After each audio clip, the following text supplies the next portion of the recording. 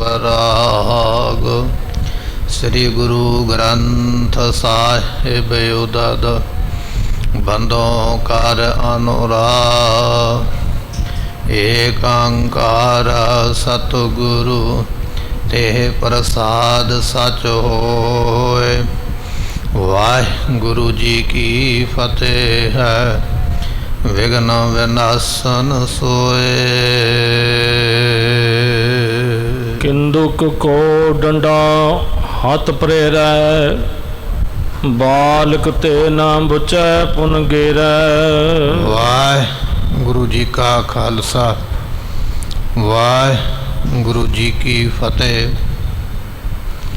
ਸਾਹਿਬ ਸਤਿਗੁਰੂ ਗੁਰੂ ਗ੍ਰੰਥ ਸਾਹਿਬ ਜੀਆਂ ਦੀ ਪਵਿੱਤਰ ਪਾਵਨ ਹਜ਼ੂਰੀ ਅੰਦਰ ਸ਼ਸ਼ੋਭਤ ਹੋ ਰਹੀ ਗੁਰੂ ਕੀ ਸੰਗਤ ਆਪ ਸੰਗਤਾਂ ਨੇ ਸਤਿਗੁਰਾਂ ਦੇ ਦਰਬਾਰ ਵਿੱਚ ਬੈਠ ਕੇ ਗੁਰਬਾਣੀ ਦੇ ਰਸ ਭਿੰਨੇ ਕੀਰਤਨ ਸ਼ਬਦ ਸਰਵਣ ਕੀਤੇ। ਇਸ ਵੇਲੇ ਸਾਹਿਬ ਗੋਬਿੰਦ ਰਾਏ ਮਹਾਰਾਜ ਸਾਹਿਬ ਜੀਆਂ ਦੇ ਜੀਵਨ ਦੀ ਕਥਾ ਆਪਾਂ ਸਰਵਣ ਕਰ ਰਹੇ ਹਾਂ। ਪਿਛਲੇ ਦੀਵਾਨ ਵਿੱਚ ਸਰਵਣ ਕੀਤਾ ਹੈ। ਗੁਰੂ ਤੇਗ ਬਹਾਦਰ ਮਹਾਰਾਜ ਸਾਹਿਬ ਜੀਆਂ ਨੂੰ ਦਿੱਲੀ ਸ਼ਹਿਰ ਦੇ ਵਿੱਚ ਬਾਦਸ਼ਾਹ ਔਰੰਗਜ਼ੇਬ ਨੇ ਕੈਦ ਕੀਤਾ ਹੋਇਆ। ਗੋਬਿੰਦ ਰਾਏ ਜੀ, ਮਾਤਾ ਗੁਜਰੀ ਜੀ, ਮਾਤਾ ਨਾਨਕੀ ਜੀ ਇਸ ਵੇਲੇ ਲਖਨੌਰ ਦੀ ਧਰਤੀ ਤੇ ਬਿਰਾਜੇ ਹੋਏ ਨੇ। ਲਖਨੌਰ ਸ਼ਹਿਰ ਦੇ ਅੰਦਰ ਸਤਿਗੁਰੂ ਜੀ ਸਾਥੀ ਬਾਲਕਾਂ ਦੇ ਨਾਲ ਖਿੱਦੋ ਖੂੰਡੀ ਖੇਡਦੇ, ਕਦੇ ਛੂਹਣ ਛੁਪਾਈ ਖੇਡਦੇ ਹਨ। ਇਸ ਤਰ੍ਹਾਂ ਕਈ ਤਰ੍ਹਾਂ ਦੇ ਕੌਤਕ ਮਹਾਰਾਜ ਆਪਣੇ ਹਾਣੀ ਬੱਚਿਆਂ ਦੇ ਨਾਲ ਮਿਲ ਕੇ ਕਰਦੇ। ਸਤਿਗੁਰੂ ਲਖਨੌਰ ਵਿੱਚ ਹਨ।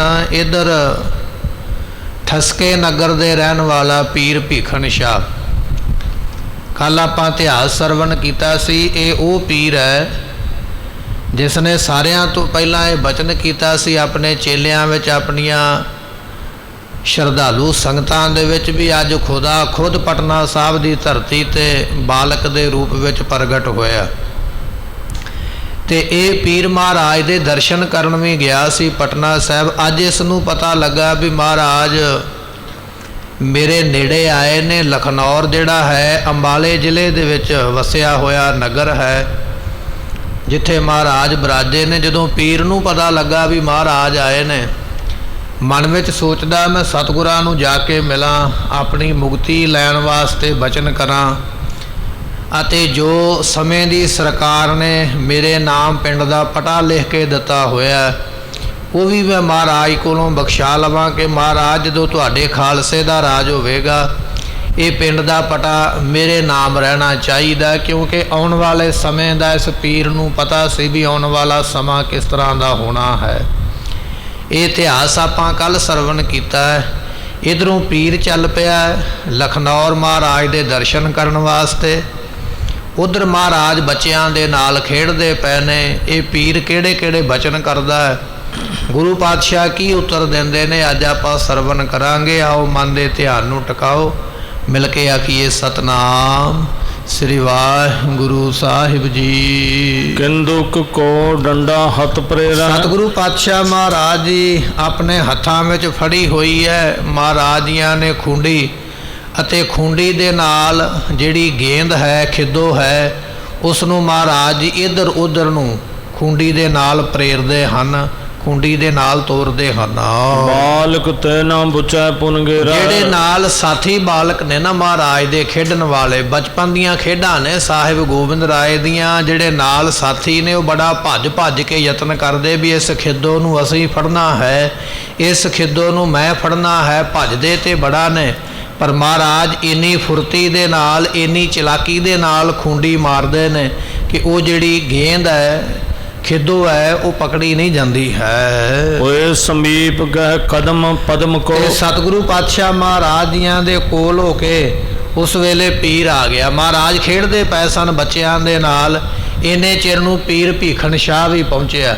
ਮਹਾਰਾਜ ਨੂੰ ਖੇਡਦਿਆਂ ਵੇਖ ਕੇ ਪੀਰ ਭੀਖਣ ਸ਼ਾਹ ਨੇ ਮਹਾਰਾਜ ਜੀਆਂ ਦੇ ਪਵਿੱਤਰ ਚਰਨਾਂ ਦੇ ਉੱਪਰ ਹੱਥ ਲਾਇਆ, ਚਰਨਾਂ ਨੂੰ ਛੂਹਿਆ ਹੈ। ਨਮਸਕਾਰ ਕਰਨ ਵਾਸਤੇ ਇਸ ਪੀਰ ਨੇ ਅੱਗੇ ਵਧਣਾ ਕੀਤਾ ਹੈ। ਸਜਦਾ ਕੁਨਦ ਆਨੰਦ ਸਦਮ ਕੋ। ਤੇ ਸਤਿਗੁਰੂ ਪਾਤਸ਼ਾਹ ਜੀ ਜਿਹੜੇ ਆਨੰਦ ਦੇ ਘਰ ਹਨ ਉਹਨਾਂ ਨੂੰ ਸਜਦਾ ਕੀਤਾ ਹੈ। ਜਿਵੇਂ ਮੁਸਲਮਾਨ ਲੋਕ ਝੁਕੇ ਸਲਾਮ ਕਰਦੇ ਨੇ, ਆਪਣੇ ਅੱਲਾ ਨੂੰ, ਖੁਦਾ ਨੂੰ ਜਾ ਕੇ ਸਿਰ ਝੁਕਾ ਕੇ ਸਜਦਾ ਕਰਦੇ, ਨਮਾਜ਼ ਪੜ੍ਹਨ ਤੋਂ ਮਗਰੋਂ ਸਿਰ ਧਰਤੀ ਤੇ ਲਾਉਂਦੇ ਨੇ।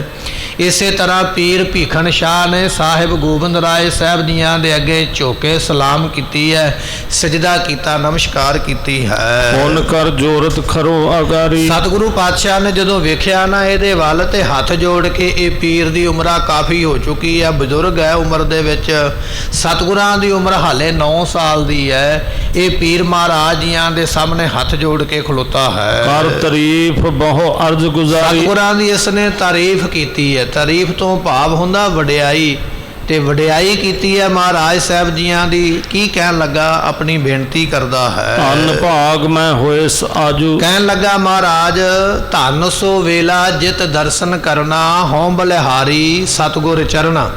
ਮਹਾਰਾਜ ਅੱਜ ਤੁਹਾਡੇ ਦਰਸ਼ਨ ਪ੍ਰਾਪਤ ਹੋਏ, ਅੱਜ ਦਾ ਦਿਨ ਮੇਰੇ ਵਾਸਤੇ ਵੱਡਿਆਂ ਭਾਗਾਂ ਵਾਲਾ ਹੈ। ਮੈਂ ਸਫਲਾ ਹੋ ਗਿਆ ਅੱਜ ਤੁਹਾਡੇ ਦਰਸ਼ਨ ਕਰਕੇ। ਅੱਜ ਦਾ ਦਿਨ ਮੁਬਾਰਕ ਦਿਨ ਹੈ ਜਿਸ ਦਿਨ ਮੈਨੂੰ ਤੁਹਾਡੇ ਦਰਸ਼ਨ ਪ੍ਰਾਪਤ ਹੋਏ ਹਨ। ਦਰਸੇ ਆਨ ਗਰੀਬ ਨਵਾਜੂ। ਸਤਿਗੁਰੂ ਪਾਤਸ਼ਾਹ ਜੀ, ਆਪ ਜੀ ਗਰੀਬ ਨਵਾਜ ਹੋ।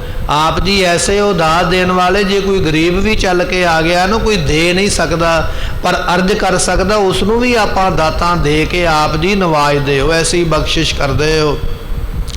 ਸਾਹਿਬ ਗੁਰੂ ਹਰ ਰਾਏ ਜੀਆਂ ਦੇ ਕੋਲ 2 ਨਿੱਕੇ ਨਿੱਕੇ ਬਾਲਕ ਜਿਹੜੇ ਸਨ, ਨੰਗੇ, ਜਿਨ੍ਹਾਂ ਦੇ ਗਲ ਵਿੱਚ ਪਾਉਣ ਨੂੰ ਕੱਪੜਾ ਵੀ ਕੋਲ ਨਹੀਂ ਹੈ ਅਤੇ ਪ੍ਰਸ਼ਾਦਾ ਛਕਣ ਵਾਸਤੇ ਅੰਨ ਵੀ ਕੋਲ ਨਹੀਂ ਹੈ। ਕਿਸੇ ਤਰ੍ਹਾਂ ਦਾ ਕੋਈ ਵੀ ਉਪਰਾਲਾ ਯਤਨ ਇਹਨਾਂ ਦੇ ਕੋਲ ਨਹੀਂ। ਇਹ ਢਿੱਡੋਂ ਨੰਗੇ ਜਦੋਂ ਬੱਚਿਆਂ ਨੇ ਜਾ ਕੇ ਗੁਰੂ ਹਰਿਰਾਏ ਸਾਹਿਬ ਜੀਆਂ ਦੇ ਸਾਹਮਣੇ ਆਪਣੇ ਢਿੱਡ ਤੇ ਚਪੇੜਾਂ ਮਾਰੀਆਂ ਨਾ, ਮੁੱਕੀਆਂ ਮਾਰੀਆਂ, ਤੇ ਮਹਾਰਾਜ ਨੇ ਵੇਖਿਆ ਇਹਨਾਂ ਬਾਲਕਾਂ ਦੇ ਵੱਲ ਤੇ ਪੁੱਛਿਆ। ਜਿਹੜਾ ਨਾਲ ਇਹਨਾਂ ਦੇ ਚਾਚਾ ਗਿਆ ਸੀ ਨਾ, ਚਾਚੇ ਨੂੰ ਪੁੱਛਿਆ, ਕਹਿਣ ਲੱਗੇ, ਉਹ ਕਾਲਿਆ, ਇਹ ਬੱਚੇ ਕਿਉਂ ਆਪਣੇ ਢਿੱਡ ਤੇ ਮੁੱਕੀਆਂ ਮਾਰਦੇ? ਹੁਣ ਉਹ ਬੱਚੇ ਦੇ ਤੇ ਨਹੀਂ ਸਨ ਸਕਦੇ, ਵਿਚਾਰੇ ਭੁੱਖੇ। ਤੇ ਉਸ ਵੇਲੇ ਕਾਲਾ ਕਹਿਣ ਲੱਗਾ, ਮਹਾਰਾਜ ਭੁੱਖੇ ਨੇ, ਰੋਟੀ ਮੰਗਦੇ ਪਏ। ਤੇ ਗੁਰੂ ਹਰਿਰਾਏ ਸਾਹਿਬ ਪਾਤਸ਼ਾਹ ਕਹਿਣ ਲੱਗੇ, ਰੋਟੀ ਇਹਨਾਂ ਨੂੰ ਕੀ ਹੈ? ਇਹਨਾਂ ਦਾ ਐਡਾ ਵੱਡਾ ਰਾਜ ਹੋਵੇਗਾ, ਕਈਆਂ ਨੂੰ ਰੋਟੀ ਵੰਡਿਆ ਕਰਨਗੇ, ਇਹ ਰਾਜ ਭਾਗ ਦੇ ਮਾਲਕ ਬਣ ਜਾਣਗੇ। ਇਹ ਦ੍ਰਿਸ਼ਟਾਂਤ ਆਪਾਂ ਤਾਂ ਲਿਆ, ਉਦਾਹਰਨ ਤਾਂ ਲਈ ਹੈ। ਸਤਿਗੁਰੂ ਗਰੀਬ ਨਵਾਜ ਨੇ। ਮਹਾਰਾਜ ਇਹ ਨਹੀਂ ਵੇਖਦੇ ਵੀ ਇਹਨੇ ਇੰਨਾ ਮੱਥਾ ਟੇਕਿਆ, ਇਹਨੇ ਇਹ ਦਾਨ ਦਿੱਤਾ ਤੇ ਤਾਂ ਇਸ ਦੇ ਉੱਪਰ ਬਖਸ਼ਿਸ਼ ਕਰਨੀ ਹੈ। ਉਹ ਜੇ ਕੋਈ ਗਰੀਬ ਵੀ ਆ ਗਿਆ ਨਾ, ਭੁੱਖਾ ਚੱਲ ਕੇ ਆ ਗਿਆ, ਕੋਈ ਨੰਗਾ ਚੱਲ ਕੇ ਆ ਗਿਆ ਤੇ ਅਰਜ਼ ਕਰਦਾ ਹੈ, ਪਾਤਸ਼ਾਹ ਉਸ ਨੂੰ ਵੀ ਬਰਕਤਾਂ ਦੇ ਨਾਲ ਨਿਵਾਜ ਦਿੰਦੇ ਹਨ। ਇੱਕ ਬਾਲਕ ਇਕੱਠੇ ਹੋਇਆ। ਜਦੋਂ ਇਸ ਪੀਰ ਨੇ ਨਮਸਕਾਰ ਕਰਕੇ ਬੇਨਤੀ ਕੀਤੀ, ਇੰਨੇ ਚਿਰ ਨੂੰ ਜਿਹੜੇ ਬਾਕੀ ਬੱਚੇ ਮਹਾਰਾਜ ਦੇ ਨਾਲ ਖੇਡਦੇ ਪਏ ਸਨ, ਉਹ ਸਾਰੇ ਇਕੱਠੇ ਹੋ ਕੇ ਕੋਲ ਖੜੇ ਹੋ ਗਏ ਹਨ। ਨਿਜ ਸੰਗਨ ਜੁਤ ਭੇਜ ਸਮੁਦਾਇ। ਸਤਿਗੁਰੂ ਪਾਤਸ਼ਾਹ ਮਹਾਰਾਜ ਜੀਆਂ ਦੇ ਸਾਥੀ ਬਾਲਕ ਬੱਚੇ 4 ਚਫੇਰੇ ਮਹਾਰਾਜ ਦੇ ਖਲੋਤੇ ਹਨ। ਸ਼ਾਹੋ ਭੀਖ ਕੁਛ ਕਹਿ ਬੋਚਾ। ਹੁਣ ਭੀਖਣ ਸ਼ਾਹ ਕੁਝ ਕਹਿਣਾ ਚਾਹੁੰਦਾ, ਅਰਜ਼ ਕਰਨੀ ਚਾਹੁੰਦਾ, ਬੇਨਤੀ ਕਰਨੀ ਚਾਹੁੰਦਾ, ਪਰ ਮਹਾਰਾਜ ਦੇ ਕੋਲ ਤੇ ਬੱਚੇ ਆ ਗਏ, ਕਿੰਨੇ ਸਾਰੇ ਬੱਚੇ ਇਕੱਠੇ ਹੋ ਗਏ ਮਹਾਰਾਜ ਦੇ ਕੋਲ ਆ ਕੇ। ਭੀਖਣ ਸ਼ਾਹ ਕੁਝ ਕਹਿਣਾ ਚਾਹੁੰਦਾ, ਪਰ ਜਦੋਂ ਵੇਖਦਾ ਵੀ ਇੰਨੇ ਬੱਚੇ ਇਕੱਠੇ ਹੋ ਗਏ, ਕਹਿਣ ਲੱਗੇ, ਫਿਰ ਉਤ ਦੇਖੇ ਕਰ ਬਹੁ ਪਾਹੀ। ਇੱਧਰ ਉੱਧਰ ਨੂੰ ਵੇਖਦਾ ਹੈ ਪੀਰ, ਕਦੇ ਇੱਧਰ ਨੂੰ ਵੇਖਦਾ ਵੀ ਇੱਧਰ ਵੀ ਲੜਕੇ ਬੜੇ ਨੇ, ਦੂਜੇ ਪਾਸੇ ਵੇਖਦਾ ਉੱਧਰ ਵੀ ਲੜਕੇ ਬੜੇ ਖਲੋਤੇ ਹੋਏ। ਹੁਣ ਪੀਰ ਚਾਹੁੰਦਾ ਵੀ ਕੋਈ ਖਾਲੀ ਥਾਂ ਹੋਵੇ, ਮਹਾਰਾਜ ਨੂੰ ਮੈਂ ਉੱਥੇ ਲਿਜਾ ਕੇ ਬੇਨਤੀ ਕਰਾਂ ਵੀ ਮਹਾਰਾਜ ਮੇਰੇ ਵੱਲ ਧਿਆਨ ਦਿਓ, ਮੇਰੀ ਇਹ ਬੇਨਤੀ ਹੈ। ਜਦੋਂ ਸੱਜੇ ਪਾਸੇ ਵੇਖਿਆ ਕਾਫੀ ਬਾਲਕ ਉਧਰ ਵੀ ਖੜੇ ਹੋਏ, ਖੱਬੇ ਪਾਸੇ ਵੇਖਿਆ ਉਧਰ ਵੀ ਬਾਲਕ ਖੜੇ ਹੋਏ। ਜਦੋਂ ਕਾਫੀ ਜਾਣਿਆਂ ਨੂੰ ਖੜਿਆਂ ਵੇਖਿਆ ਹੈ, ਇਹ ਉਠਾਏ ਆਪਣੀ ਗੋਦ। ਤੇ ਉਸ ਵੇਲੇ ਪੀਰ ਨੇ ਨਾ ਸਤਿਗੁਰੂ ਪਾਤਸ਼ਾਹ ਮਹਾਰਾਜ ਜੀਆਂ ਨੂੰ ਆਪਣੀ ਗੋਦੀ ਦੇ ਵਿੱਚ ਚੁੱਕ ਲਿਆ, ਬੜੀ ਭਾਵਨਾ ਦੇ ਨਾਲ ਨਾ, ਪਿਆਰ ਦੇ ਨਾਲ। 9 ਸਾਲ ਦੀ ਉਮਰ ਹੈ ਸਾਹਿਬ ਗੋਬਿੰਦ ਰਾਏ ਜੀਆਂ ਦੀ। ਪੀਰ ਭੀਖਣ ਸ਼ਾਹ ਨੇ ਆਪਣੇ ਕੁਛੜ, ਆਪਣੀ ਗੋਦੀ ਮਹਾਰਾਜ ਸਾਹਿਬ ਜੀਆਂ ਨੂੰ ਉਸ ਵੇਲੇ ਚੁੱਕਿਆ ਹੈ। ਨਿਆਰੋ ਭਇਓ ਬਿਲੰਦ ਪ੍ਰਮੋਦ। ਹੁਣ ਬੇਨਤੀ ਕਰਨੀ ਚਾਹੁੰਦਾ, ਬਾਲਕਾਂ ਨੂੰ ਉਧਰਲੇ ਪਾਸੇ ਛੱਡ ਕੇ ਤੇ ਮਹਾਰਾਜ ਨੂੰ ਚੁੱਕ ਕੇ ਨਾ ਇੱਕ ਪਾਸੇ ਲੈ ਗਿਆ, ਵੱਖਰੀ ਜਗ੍ਹਾ ਤੇ, ਜਿੱਥੇ ਖਾਲੀ ਜਗ੍ਹਾ ਵੇਖੀ ਨਾ ਵੀ ਇੱਥੇ ਕੋਈ ਨਹੀਂ ਹੈ। ਇਹ ਪੀਰ ਮਹਾਰਾਜ ਨੂੰ ਚੁੱਕ ਕੇ ਆਪਣੇ ਕੁਛੜ ਉਸ ਵੇਲੇ ਤੇ ਉਸ ਸਾਈਡ ਤੇ ਲੈ ਗਿਆ ਹੈ। ਸਭ ਹਨ ਕੋ ਕਹਿ ਠਾਂਡੇ ਰਹੀਏ। ਅਤੇ ਉਸ ਵੇਲੇ ਜਿਹੜੇ ਬਾਕੀ ਬੱਚੇ ਸਨ ਪੀਰ ਨੇ ਉਹਨਾਂ ਨੂੰ ਆਖਿਆ, ਕਹਿਣ ਲੱਗੇ ਬੱਚਿਓ ਇੱਥੇ ਹੀ ਖੜੇ ਰਹੋ, ਸਾਡੇ ਮਗਰ ਨਾ ਆਇਓ। ਸੋ ਤੁਸੀਂ ਜਿੱਥੇ ਖੜੇ ਹੋ ਇੱਥੇ ਹੀ ਖੜੇ ਰਹੋ, ਮੈਂ ਇਹਨਾਂ ਨੂੰ ਕੁਝ ਬੇਨਤੀ ਕਰਨੀ ਚਾਹੁੰਦਾ ਹਾਂ, ਇਸ ਕਰਕੇ ਅਸੀਂ ਤੁਹਾਡੇ ਤੋਂ ਥੋੜ੍ਹੇ ਵੱਖਰੇ ਹੋਣ ਲੱਗੇ ਹਾਂ, ਤੁਸੀਂ ਸਾਰਿਆਂ ਨੇ ਸਾਡੇ ਮਗਰ ਨਹੀਂ ਆਉਣਾ ਹੈ। ਅਵੈ ਸ਼ਿਪਰ ਆਵੇਂ ਥਿਰ ਰਹੀ ਤੇ ਅਬੈ ਸ਼ਿਪਰ ਆਵੇ, ਅਸੀਂ ਛੇਤੀ ਆ ਜਾਵਾਂਗੇ, ਬਹੁਤਾ ਟਾਈਮ ਨਹੀਂ ਲਾਉਂਦੇ, ਕੇਵਲ ਥੋੜ੍ਹੇ ਮਿੰਟਾਂ ਦੀ ਗੱਲ ਹੈ, ਅਸੀਂ ਕੁਝ ਬੇਨਤੀ ਕੋਈ ਬਚਨ ਬਲਾਸ ਕਰਨੇ ਨੇ, ਛੇਤੀ ਮੁੜ ਆਉਣਾ ਹੈ, ਤੁਸੀਂ ਸਾਰੇ ਜਾਣੇ ਇੱਥੇ ਖੜੇ ਰਹਿਣਾ ਕਰੋ। ਸਭ ਤੇ ਦੂਰ ਖੜੇ ਤਬ ਹੋਏ। ਉਸ ਵੇਲੇ ਸਤਿਗੁਰੂ ਪਾਤਸ਼ਾਹ ਨੂੰ ਨਾਲ ਲੈ ਕੇ ਪੀਰ ਭੀਖਣ ਸ਼ਾਹ ਥੋੜੀ ਦੂਰੀ ਤੇ ਜਾ ਕੇ ਖੜਾ ਹੋ ਗਿਆ ਹੈ। ਪਟ ਸੋਂ ਰਜ ਝਾਰਤ ਪਗ ਦੋਏ। ਆਪਣਾ ਇਹਨੇ ਮੋਢੇ ਤੇ ਇੱਕ ਕਪੜਾ ਰੱਖਿਆ ਹੋਇਆ, ਪਰਨਾ ਰੱਖਿਆ ਹੋਇਆ, ਇੱਕ ਮੋਢੇ ਦੇ ਉੱਪਰ ਭੀਖਣ ਸ਼ਾਹ ਨੇ ਉਸ ਕੱਪੜੇ ਨੂੰ ਮੋਢੇ ਤੋਂ ਉਤਾਰਿਆ।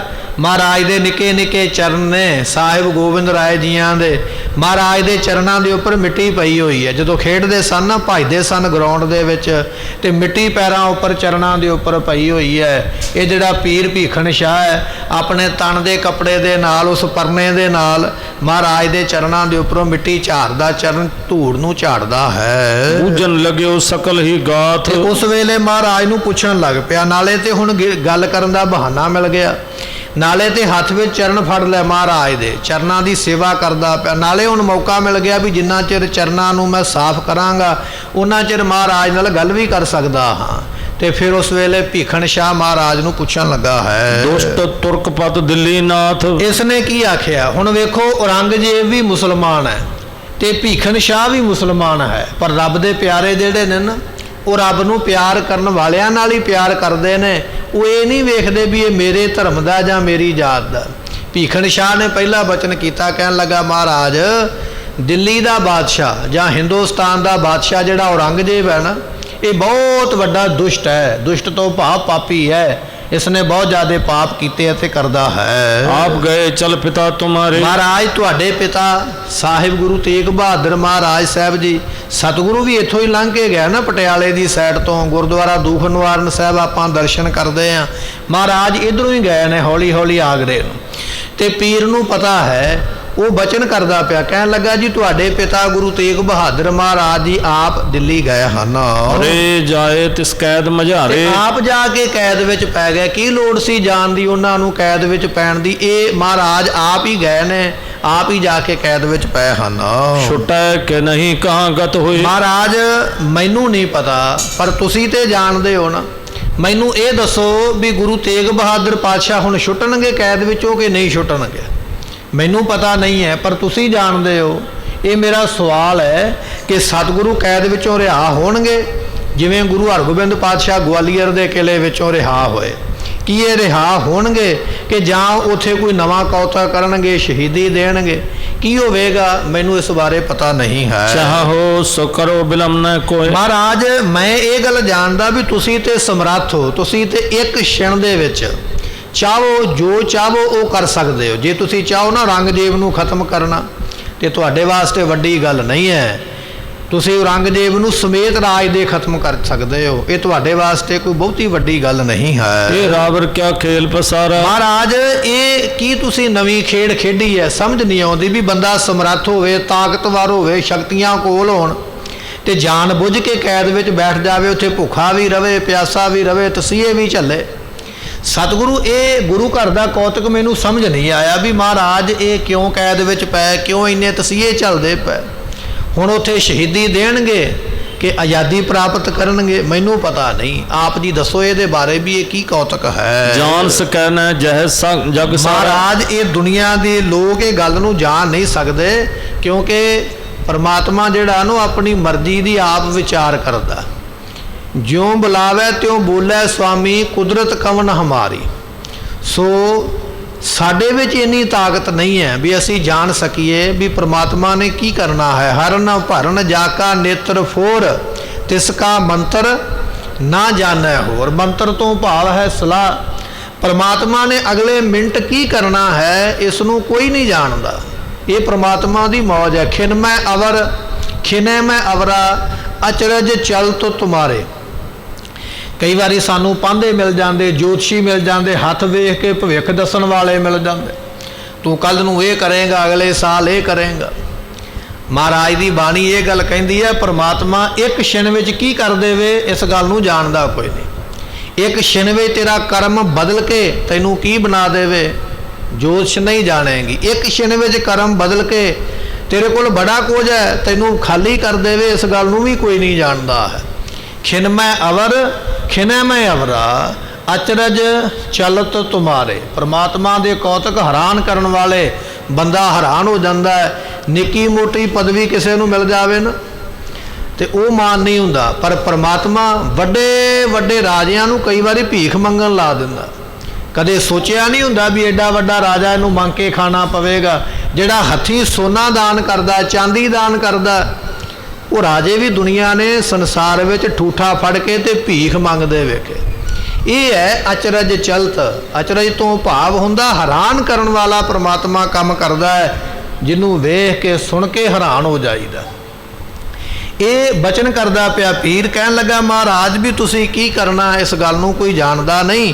महाराज कैद विच क्यों पए ने, शहीदी देणगे कि आज़ादी लैणगे, ये समझ नहीं आउंदी है। अजमत जोत प्रेमी तह जाना। ते महाराज सतगुरु पातशाह बड़े ताकत वाले ने, शक्तियां वाले ने, पर इस गल नूं वो जानदा जिहड़ा गुरु घर दा प्रेमी है, जिहड़ा शरधा रख के आउंदा भावना नाल, सतगुरु उहनूं सारा कुछ ही सोझी दे दिंदे। जिहड़ा वैर बिरती रख के आउंदा जां आम इंसान समझ के आउंदा उहनूं कुछ पता नहीं लगता है, पर प्रेमियां नूं महाराज सब कुछ जना दिंदे हन।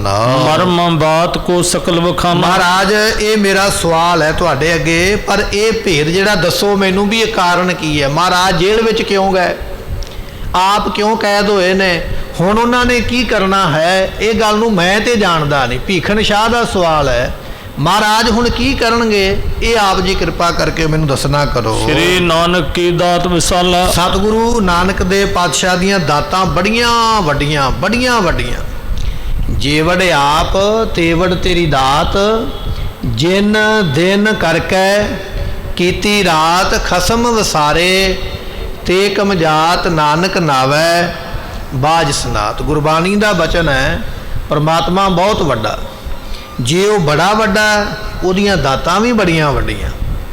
कई बारी असीं दात मंगने आ, साडी बुद्धि मुताबक, साडी सोच मुताबक वो बड़ी वड्डी हुंदी है, पर परमात्मा दे वास्ते तो बिल्कुल छोटी है, बिल्कुल थोड़ी है।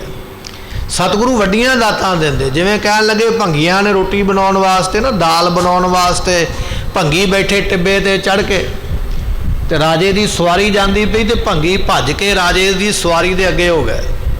राजे ने पूछा वो भंगियो की गल है, कहन लगे जी दाल बनाउंदे पए, साडे कोल लूण कोई नहीं है, नमक कोई नहीं दाल विच पाउण वास्ते। ते राजे ने आख्या मैं की करा, कहन लगे जी तुहाडा राज है, सानू चुटकी नमक, एक चूंडी नमक दे दिओ। हुण सोच उन्नी कु है ना भी बस अज ही दाल बनाउणी है, अज दाल वास्ते नमक चाहिदा, पर सोच ये तो नहीं ना भी दाल ते सब्जी ते रोज़ ही बनाउणी है। कल सब्जी दे नाल अन्न भी चाहिदा, उन्होंने तड़का लाउण वास्ते भी समान चाहिदा, पर सोच इन्नी कु है भी एक चूंडी, एक चुटकी नमक दी चाहिदी है। राजे ने सुनिया इन्हां दा सवाल ते मंत्री नूं बुलाया, कहन लगा इन्हां नूं एक चुटकी नमक दी जिहड़ी है पहुँचा दित्ती जावे। ते मंत्री ने सलाम करके आख्या जी तुहाडा हुक्म मन्निया जाएगा। उस वेले एक वड्डा गड्ढा भर के नमक दा, बोरियां जिहड़ियां उहदे उपर नमक दियां भर के लदियां होईयां ते गड्ढा भर के पहुँचा दिता। भंगी हैरान हो गया, कहन लगे पतीले विच दाल बनाई है ते गड्ढा नमक दा भर के दे गया, इन्ना नमक किवें खावांगे, की करांगे। उन्होंने पुछ ही लिया मंत्री नूं, कहन लगा भी मंत्री साहब असीं ते एक चुटकी मंगी है, चूंडी मंगी है, एडा वड्डा गड्ढा असीं नमक दा की करना। तो मंत्री ने फिर जवाब दिता, कहन लग्या भी इनू तुसी राजे की चुटकी समझ लो, राजे की चूंडी भी एडी वड्डी है, तुहाडे वास्ते गड्ढा है, पर राजे वास्ते ये कोई वड्डी गल नहीं है। एक दुनिया की उदाहरण है, परमात्मा तो राजियां दा भी राजा है, जिन्हों असी वड्डी दात समझ के मंगते, परमात्मा के सामने तो तोछी है, कोई बहुत ही वड्डी गल नहीं। तो पीर भी ये गल कहंदा, कहन लगा भी गुरु नानक साहब तो बड़े वड्डे, ते जिड्डे वो वड्डे ने उन्नियां वड्डियां दातां, जे वड्डे आप तेवड़ तेरी दात, जिड्डा वड्डा परमात्मा तू है, तेरी दात भी उन्नी वड्डी है जिहड़ी मुकदी नहीं है। वड्डा दाता तिल ना तमाए, सबना जियां का एक दाता सो मैं विसर ਨਾ ਜਾਈ। ਇੰਨਾ ਪ੍ਰਬੰਧ ਕਰਕੇ ਬੈਠਾ, ਜਨਮ ਤੋਂ ਪਹਿਲਾਂ ਪ੍ਰਬੰਧ ਕਰ ਦਿੱਤਾ, ਮਰਨ ਤੋਂ ਬਾਅਦ ਵਿੱਚ ਪਰਿਵਾਰ ਦਾ ਵੀ ਪ੍ਰਬੰਧ ਕਰਦਾ ਪਿਆ। ਵੱਡਾ ਦਾਤਾ ਪੀਰ ਕਹਿੰਦਾ ਪਿਆ ਵੀ ਗੁਰੂ ਨਾਨਕ ਸਾਹਿਬ ਪਾਤਸ਼ਾਹ ਬੜੇ ਵੱਡੇ ਦਾਤੇ ਹਨ। ਬਾਬਰ ਲੀਨ ਸੋ ਪੂਰਵ ਕਲ। ਤੇ ਉਸ ਵੇਲੇ ਇਹ ਸਤਿਗੁਰੂ ਜਵਾਬ ਦਿੰਦੇ ਪਏ ਦਸਵੇਂ ਪਾਤਸ਼ਾਹ। ਜਦੋਂ ਪੁੱਛਿਆ ਨਾ ਵੀ ਮਹਾਰਾਜ ਕੈਦ ਵਿੱਚ ਕਿਉਂ ਗਏ ਨੇ, ਤੇ ਉੱਥੇ ਹੁਣ ਆਜ਼ਾਦੀ ਲੈਣਗੇ ਕਿ ਸ਼ਹੀਦੀ ਦੇਣਗੇ। ਮਹਾਰਾਜ ਨੂੰ ਕੈਦ ਵਿੱਚ ਪੈਣ ਦੀ ਕੀ ਲੋੜ ਸੀ? ਤਾਕਤਾਂ ਤੇ ਬੜੀਆਂ ਉਹਨਾਂ ਦੇ ਕੋਲ, ਅਜਮਤਾਂ ਸ਼ਕਤੀਆਂ ਬੜੀਆਂ। ਤੇ ਦਸਵੇਂ ਪਾਤਸ਼ਾਹ ਜਵਾਬ ਦਿੰਦੇ, ਕਹਿਣ ਲੱਗੇ ਪੀਰ ਜੀ ਗੱਲ ਇਹ ਹੈ, ਔਰੰਗਜ਼ੇਬ ਕੌਣ ਹੁੰਦਾ? ਸਾਡੇ ਪਿਤਾ ਨੂੰ ਕੈਦ ਕਰਨ ਵਾਲਾ। ਪਰ ਅਸਲ ਵਿੱਚ ਇਹਦਾ ਕਾਰਨ ਇਹ ਹੈ ਕਿ ਇਸ ਤੋਂ ਪਹਿਲਾਂ ਇਹਨਾਂ ਦੇ ਵੱਡੇ ਵਡੇਰਿਆਂ ਵਿੱਚੋਂ ਬਾਬਰ ਨਾਮ ਦਾ ਬਾਦਸ਼ਾਹ ਹੋਇਆ। ਬਾਬਰ ਤੋਂ ਇਹ ਮੁਗਲਾਂ ਦਾ ਰਾਜ ਹਿੰਦੁਸਤਾਨ ਦੇ ਉੱਪਰ ਹੋਇਆ।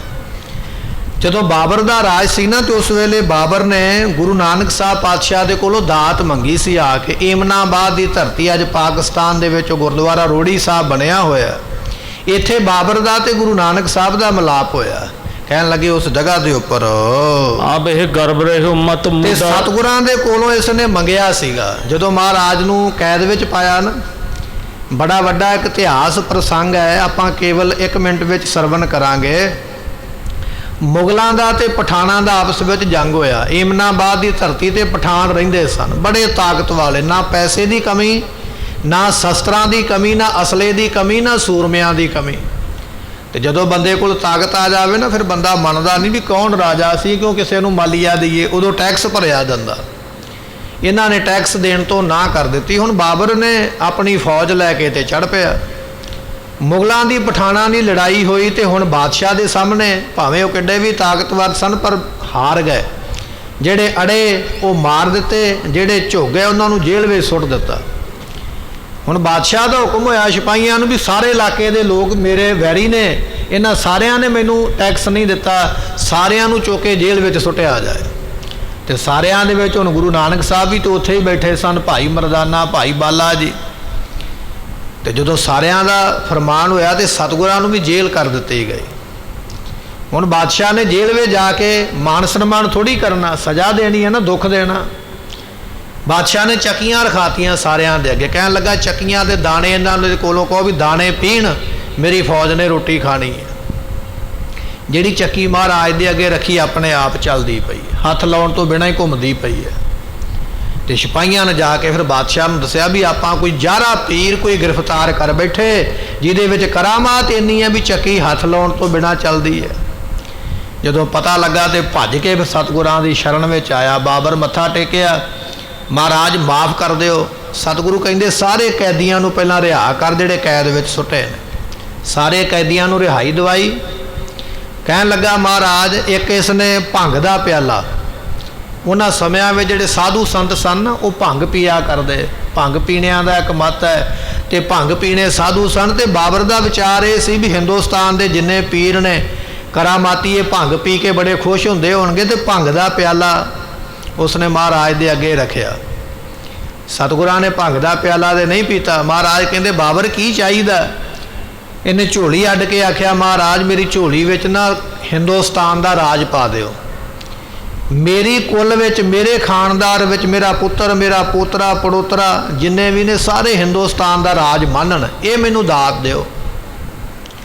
ਤੇ ਸਤਿਗੁਰਾਂ ਨੇ ਸ਼ਰਨ ਵਿੱਚ ਆਇਆ ਵੇਖ ਕੇ ਕਹਿਣ ਲੱਗੇ ਬਾਬਰ ਤੇਰੀ ਕੁੱਲ ਵਿੱਚ ਰਾਜ ਰਵੇਗਾ, ਤੈਨੂੰ ਬਚਨ ਦਿੱਤਾ, ਪਰ ਦੂਜਾ ਬਚਨ ਨਾਲ ਇਹ ਹੈ ਰਾਜ ਉਹਨਾਂ ਚਿਰ ਰਵੇਗਾ ਜਿੰਨਾ ਚਿਰ ਨਿਆਂ ਕਰੇਗਾ, ਗਰੀਬ ਦੀ ਫਰਿਆਦ ਸੁਣੇਗਾ, ਲੋਕਾਂ ਨੂੰ ਤੰਗ ਨਹੀਂ ਕਰੇਗਾ, ਗਰੀਬ ਗੁਰਬੇ ਦੀ ਰੱਖਿਆ ਕਰੇਗਾ, ਉਹਨਾਂ ਚਿਰ ਰਾਜ ਤੇਰੇ ਖਾਨਦਾਨ ਵਿੱਚ ਰਵੇਗਾ।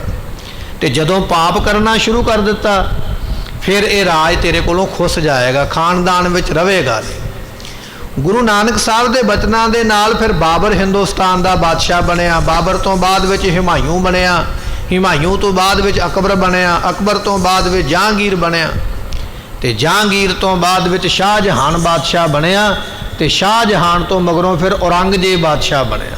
ਇਸ ਵੇਲੇ ਔਰੰਗਜ਼ੇਬ ਹਿੰਦੁਸਤਾਨ ਦਾ ਬਾਦਸ਼ਾਹ।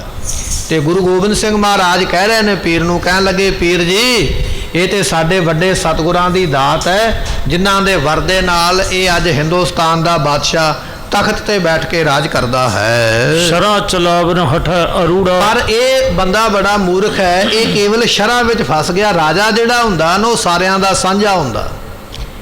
ਰਾਜੇ ਦਾ ਫਰਜ਼ ਬਣਦਾ ਸਾਰੇ ਧਰਮਾਂ ਦਾ ਸਤਿਕਾਰ ਕਰਨਾ, ਪਰ ਇਹ ਸ਼ਰ੍ਹਾ ਵਿੱਚ ਫਸ ਗਿਆ ਵੀ ਮੈਨੂੰ ਇਕੱਲੇ ਮੁਸਲਮਾਨ ਹੀ ਚਾਹੀਦੇ ਨੇ, ਹਿੰਦੂਆਂ ਨੂੰ, ਜੈਨੀਆਂ ਨੂੰ, ਬੋਧੀਆਂ ਨੂੰ, ਸਿੱਖਾਂ ਨੂੰ ਸਭ ਨੂੰ ਕਤਲ ਕੀਤਾ ਜਾਵੇ, ਡਰਾ ਕੇ ਸਾਰਿਆਂ ਨੂੰ ਮੁਸਲਮਾਨ ਬਣਾਇਆ ਜਾਵੇ। ਇਹ ਸ਼ਰ੍ਹਾ ਵਿੱਚ ਇੰਨਾ ਫਸ ਗਿਆ। ਔਰੰਗਜ਼ੇਬ ਵੀ ਸਾਰਿਆਂ ਨੂੰ ਮੁਸਲਮਾਨ ਕਰਨੇ ਚਾਹੁੰਦਾ ਹੈ। ਹਿੰਦੂ ਤੁਰਕ ਦੌਨ ਹੀ ਮਾਰੇ। ਇਸ ਨੇ ਹਿੰਦੂ ਤੇ ਤੁਰਕ ਜਿਹੜੇ ਦੋਨੇ ਹੀ ਮਾਰ ਦਿੱਤੇ। ਹਿੰਦੂਆਂ ਨੂੰ ਕਹਿੰਦਾ ਮੁਸਲਮਾਨ ਬਣ ਜਾਓ, ਜਿਹੜੇ ਮੁਸਲਮਾਨ ਨੇ ਉਹਨਾਂ ਨੂੰ ਵੀ ਨਹੀਂ ਛੱਡਿਆ, ਕਿਉਂਕਿ ਸੀਆ ਤੇ ਸੁੰਨੀ ਦੋ ਮੁਸਲਮਾਨਾਂ ਦੇ ਫਿਰਕੇ ਨੇ ਤੇ ਇਹ ਦੂਜੇ ਫਿਰਕੇ ਨੂੰ ਮਾੜਾ ਸਮਝਦਾ ਸੀ। ਇਸ ਨੇ ਮੁਸਲਮਾਨ ਵੀ ਕਈ ਕਤਲ ਕੀਤੇ ਹਨ। ਪਰੰਪਰਾ ਕੋ ਧਰਮ ਵਿਗਾਰੇ। ਇਸ ਨੇ ਪਰੰਪਰਾ ਦਾ ਧਰਮ, ਹੁਣ ਪਰਮਾਤਮਾ ਨੇ ਦੁਨੀਆ ਬਣਾਈ ਹੈ ਨਾ, ਤੇ ਆਪਾਂ ਬਚਨ ਪੜ੍ਹਦੇ ਹਾਂ, ਰੰਗੀ ਰੰਗੀ ਭਾਂਤੀ ਕਰ ਕਰ ਜਿਨਸੀ ਮਾਇਆ ਜਿਨੇ ਉਪਾਈ।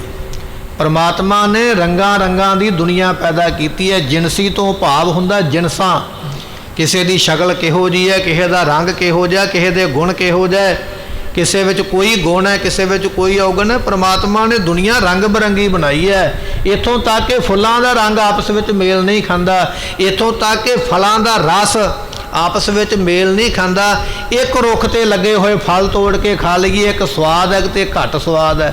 ਲੱਗੇ ਇੱਕੇ ਰੁੱਖ ਨੂੰ ਪਾਣੀ ਇੱਕੋ ਜਿਹਾ ਮਿਲਿਆ, ਹਵਾ ਇੱਕੋ ਜਿਹੀ ਮਿਲੀ ਹੈ, ਧੁੱਪ ਇੱਕੋ ਜਿਹੀ ਲੱਗੀ ਹੈ, ਪਰ ਪਰਮਾਤਮਾ ਹਰੇਕ ਚੀਜ਼ ਦੇ ਵਿੱਚ ਫਰਕ ਪਾ ਦਿੰਦਾ, ਕਿਉਂਕਿ ਉਸ ਨੂੰ ਚੰਗਾ ਲੱਗਦਾ। ਰੰਗ ਬਰੰਗੀ ਦੁਨੀਆ, ਵੱਖੋ ਵੱਖਰਾ ਸੁਭਾਅ, ਕਿਸੇ ਦਾ ਚੰਗਾ ਕਿਸੇ ਦਾ ਮਾੜਾ।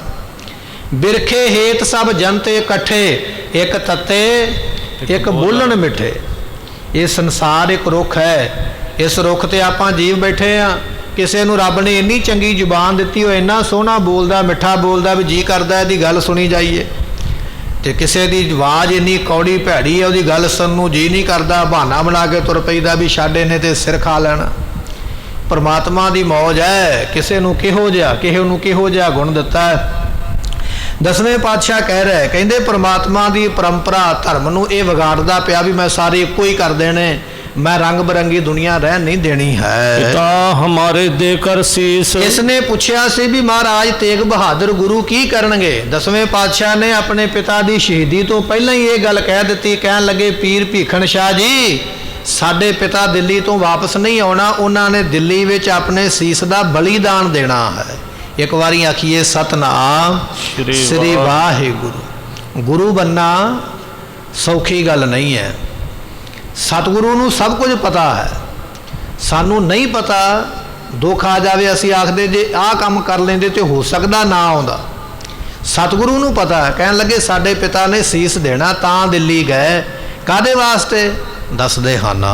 ਜਰਾ ਉਖਾੜ ਖਲ ਅਵਨੀਸ਼। ਜਿਹੜਾ ਇਹ ਮੂਰਖ ਬਾਦਸ਼ਾਹ ਨਾ ਔਰੰਗਜ਼ੇਬ, ਜਿਹੜਾ ਰਾਜ ਭਾਗ ਬਾਬਰ ਨੇ ਲਿਆ ਸੀ ਨਾ ਗੁਰੂ ਨਾਨਕ ਸਾਹਿਬ ਦੀ ਸੇਵਾ ਕਰਕੇ, ਉਹ ਰਾਜ ਭਾਗ ਇਹਨਾਂ ਦੇ ਘਰ ਵਿੱਚੋਂ ਹੁਣ ਅਸੀਂ ਵਾਪਸ ਲੈ ਕੇ ਆਉਣਾ। ਉਹ ਰਾਜ ਭਾਗ ਵਾਪਸ ਲੈਣ ਵਾਸਤੇ ਸਾਡੇ ਪਿਤਾ ਨੇ ਉੱਥੇ ਸੀਸ ਦੇਣਾ। ਜਦੋਂ ਉਹ ਸੀਸ ਦੇਣਗੇ, ਇਸ ਮੂਰਖ ਰਾਜੇ ਦੀਆਂ ਜੜ੍ਹਾਂ ਪੁੱਟੀਆਂ ਜਾਣਗੀਆਂ, ਇਹਦੇ ਘਰ ਵਿੱਚ ਰਾਜ ਨਹੀਂ ਰਹਿ ਜਾਵੇਗਾ। ਤੇ ਅੱਜ ਤੁਸੀਂ ਕਿਤੇ ਉਹਨਾਂ ਮੁਗਲਾਂ ਦੀ ਹਿਸਟਰੀ ਪੜ੍ਹ ਕੇ ਵੇਖੀਏ ਨਾ, ਤੇ ਇਹਨਾਂ ਮੁਗਲਾਂ ਦੇ ਗਾਂ ਜਿਹੜੇ ਬੱਚੇ ਸਨ, ਅੱਜ ਉਹ ਲੋਕਾਂ ਦੇ ਘਰਾਂ ਵਿੱਚ ਸਫਾਈ ਕਰਦੇ ਨੌਕਰ। ਕਦੇ ਹਿੰਦੁਸਤਾਨ ਦਾ ਰਾਜ ਸੀ ਇਹਨਾਂ ਦੇ ਵੱਡੇ ਵਡੇਰਿਆਂ ਦਾ, ਅੱਜ ਉਹਨਾਂ ਦੇ ਬੱਚੇ ਘਰਾਂ ਦੇ ਵਿੱਚ ਸਫਾਈ ਕਰਦੇ। ਉਹ ਰਾਜ ਜਿਹੜਾ ਮਿਲਿਆ ਸੀ ਨਾ, ਉਹ ਰਾਜ ਜਾਂਦਾ ਰਿਹਾ।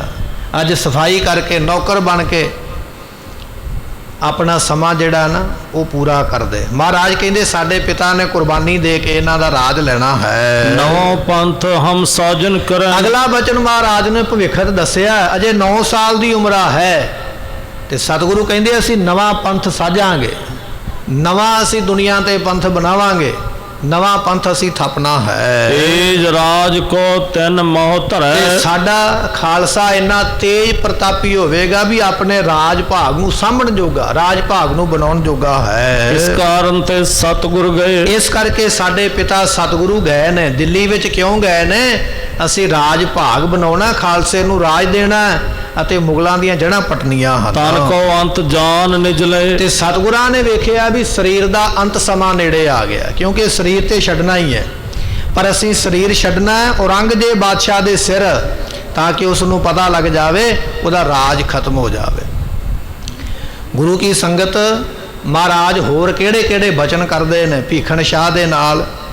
ਇਹ ਇਤਿਹਾਸ ਆਪਾਂ 2 ਦਿਨ ਬਾਅਦ ਸਰਵਣ ਕਰਾਂਗੇ। ਕੱਲ ਨੂੰ